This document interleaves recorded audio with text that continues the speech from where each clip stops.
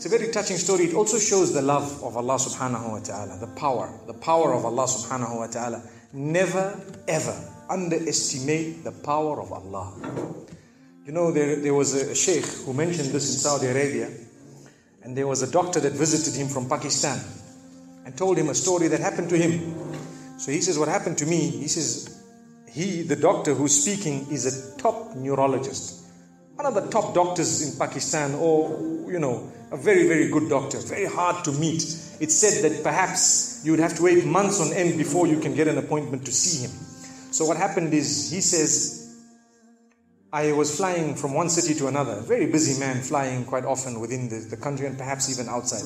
And he says, suddenly, the clouds built up. Huge clouds, and the lightning started striking, and it started pouring, and there was lots of turbulence, and one of the engines was struck, and it was damaged. So we had to land.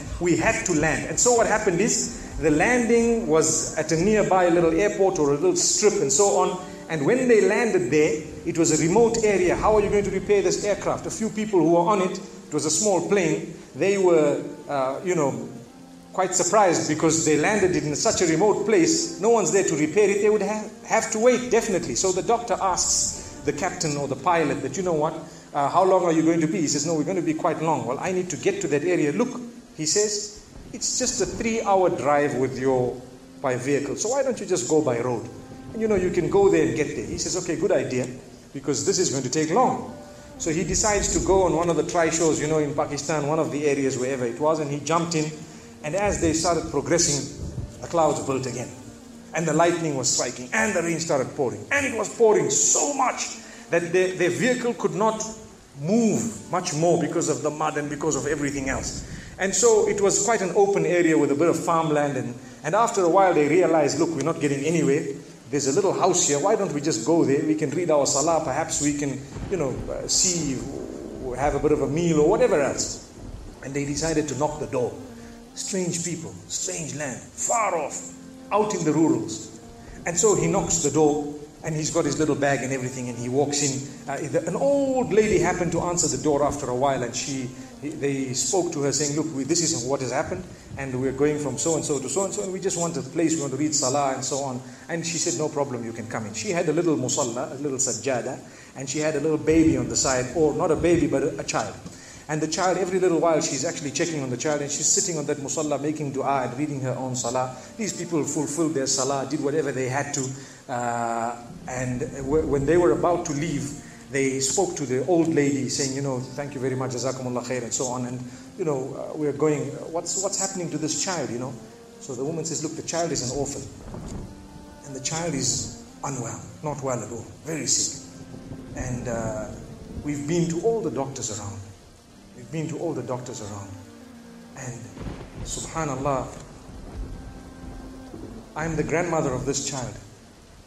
The doctors have told us that there is only one specialist around who can help this child.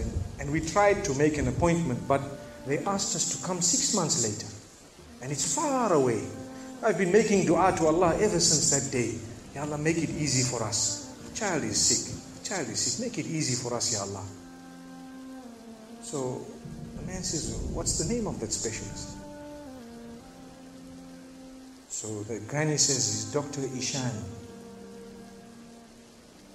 Immediately this doctor burst into tears. Straight away, he burst into tears. Why are you crying? Your dua has just been accepted. For your dua, the thunder came, the lightning came, the engine struck, we came down, we came on the road, the rain came again and stopped us and so on. And do you know what? The rain only stopped after the question was asked. Now it happened. And now the woman starts crying. Subhanallah. And the doctor himself is telling the story, saying, that was me. It happened to me, he says. And he says, I learned that Allah's armies are beyond limits. Allah uses whatever He wants to get what He wants done. It's over.